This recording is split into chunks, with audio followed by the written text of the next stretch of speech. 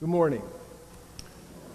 So today we have Jesus as teacher in a chapter in the gospel on teachings on discipleship, and we get three proverbs. The first proverb is the proverb of the unauthorized exorcist, right? Where John, the son of Zebedee, is not too keen on somebody prophesying who doesn't belong in their group. Now remember the calling of the disciples. We have Peter, James, and John, and they're all fishermen together, James and John, the sons of Zebedee, which later Jesus nicknames the sons of thunder when they want to ring down the fires of Gomorrah on top of the Samaritan peoples because they've showed disrespect for Jesus. And Jesus makes fun of them by calling them sons of thunder. It's one of the pieces in the scriptures where Jesus' sense of humor comes out, though we don't read sense of humor into Jesus, but it's there. The second piece, after the sons of thunder, is Jesus as a fire and brimstone preacher talking in harsh, hyperbolic language about self-mutilation and the fires and maggots of hell.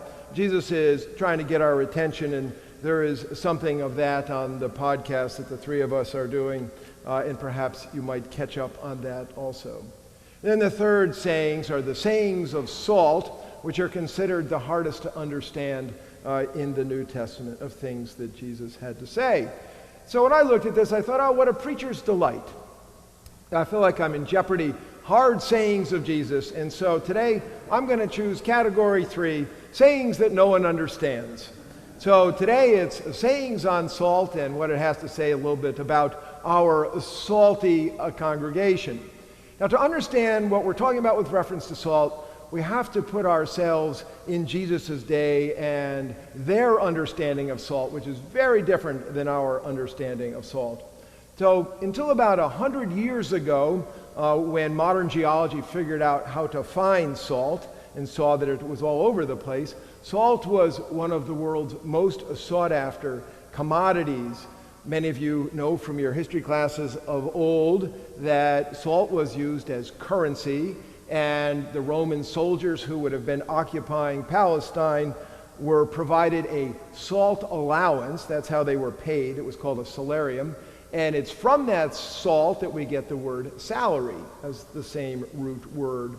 And salt influenced trade routes and their cities and provoked and financed wars, secured empires and inspired revolutions. Those of you who know the story of the peaceful uprising that Gandhi led against the British Empire know that it was salt that really energized his campaign. In the household where I live, we talk often about food, and we talk about whether or not somebody is a salt person or a sweet person. And in our family, that boils down to chips versus cookies and cakes. In our family, there's more chips than cookies. And I spent this past week heavily in the Bible, and would like to tell you that that our God is a salt God. I was joking with one of my sons that God likes chips more than cookies. So in the scriptures, there are many, many, many, many references to salt. There are some references to honey, the land of honey, as you've heard, and some references to sugarcane, but it's really all about salt. But the way the word salt is used is different. So when we call somebody salty, a salty dog, we talk about coarse language or their life experience, that salt is not in the Bible at all. That understanding of salt is not a part of parlance in Jesus' day. So in the scriptures, salt, of course, is referred to as preservation, right? There's no refrigeration, so fish is salted, for instance. It is seasoning and food, and it is seasoning for sacrifices in the Hebrew tradition. So it would be very well known by the people of Jesus' day that it says in the book of Leviticus that all offerings are to be salted with salt. I love that expression, salted with salt. So even if you're having a grain offering, you're going to burn some grain in thanksgiving to God, to Yahweh, you would salt the grain. Salt is also seen as to ratifying covenants. In other words, King David has a covenant of salt with Yahweh. There are salt in rites of hospitality. There's salt as medicine. Salt is used to purify a pool, and it's also a metaphor for wit and wisdom. There are salty places. Do you remember that Lot's wife was turned into a pillar of salt? There's the city of salt, the valley of the salt, the sea of salt, salt, salt, salt, salt, lots of salt. Okay, now let's get on to Jesus and salt. So Jesus says to us, which you hear in the scriptures this morning, for everyone will be salted with fire. I've been a priest for about 30 years. I've spent 30 years avoiding that sentence. Everyone will be salted with fire. So what's he talking about here? So this sentence is a transition from the saying before where Jesus is talking about fire, and there he's talking about the fires of Gehenna. He's talking about the fires of hell. Gehenna is, which in the Hebrew means son of Gina. I'm not saying the name quite correctly. It's a gorge on the southern side of Jerusalem, and it was the municipal dump. It's where people threw their stuff down into the gorge, and over time the gorge had a fire that burned at all times to burn away the organic matter, because that's where they put everything. And so when Jesus talks about it gets translated as hell, through time, just before Jesus' day, that dump became to symbolize eternal hell. And when he's talking about fires, perhaps what their conversation is about is purification. So the fires burn in the dump in order to purify it from the diseases that could run rampant there. Now, we also realize that salt is used metaphorically, as I said, Leviticus, to salt the offerings. So what does it mean to say everyone, that's everyone, is going to be salted with fire? One way to think about this might be that the trials of our lives, we all have trials. There's nobody seated here or streaming in that does not have trials. The trials of our lives, at their best, have a purifying effect on our soul, and that the trials of our lives are our offering to God. We, as they used to say in the Roman Catholic household my mother grew up, offer it up. This was said perhaps in some of the households you grew up, that the pain you're having is to be offered to the divine. And so to be salted with fire is to say perhaps that the trials of our lives are best offered to God. There are many other interpretations also. Jesus then says salt is good. Now, those who have high blood pressure might say salt's not so good, but salt is good. And if you ever wonder about that, just buy the soup that is salt-free from the store. It's like buying a can of tasteless liquid, right? It has no taste. Saltless soup has no taste. And Jesus goes on to say another enigmatic line, but if salt has lost its saltiness, how can you season it? Well, salt cannot lose its saltiness at one level, right? Salt is the only rock that we eat, at least we choose to eat, and it is a mineral, and therefore it doesn't break down. But the salt in the Middle East of Jesus' day was not pure salt. They didn't have pure salt as we have, and so it would be mixed with minerals and sand and gunk. And if the salt content of all that leaches out, it's useless, right? And so it says that it can be thrown underfoot. In other words, if your house is right on the street, you can just chuck it out the house where people walk by. It's because it's really just sandy minerals. In Luke, we hear that salt isn't even worthy of going into the manure pile. I love it when Jesus gets into things like manure piles. But whatever it is something of no value. So metaphorically speaking, what might we say about saltless salt, other than perhaps it represented false teachers? But really, I think the best way to think about it is saltless salt is it's for a person or for a community that has lost its divine energy. Doesn't mean it doesn't exist. It just doesn't have that energy, that liveliness that reflects the divine. So then Jesus goes on and says, have salt in yourself and be at peace with one another. So let me say that again. Have salt in yourselves. I know some people with high blood pressure are trying to get the salt out of themselves, but Jesus is talking about have salt in yourselves. And then we go back to other usages of salt that Jesus has.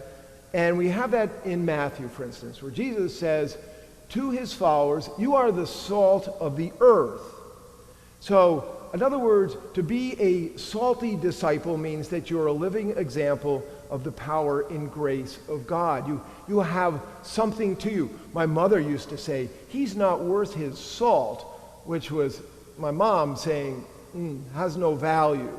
To be the salt of the earth is to say you have divine value in the life of all humanity. In other words, Jesus is saying to his followers, you are to be the salt in the world's stew pot, right? You're to give the life of the world its zest. Then Jesus goes on to say, be at peace with one another. So as you know, in the Gospels, there is a tremendous amount of arguing, a tremendous amount of conflict. And all of the Gospel stories go on an exponential curve up with conflict. It starts in a low level in Jesus' life, but as he moves toward Jerusalem, and we're moving toward Jerusalem, the conflict increases.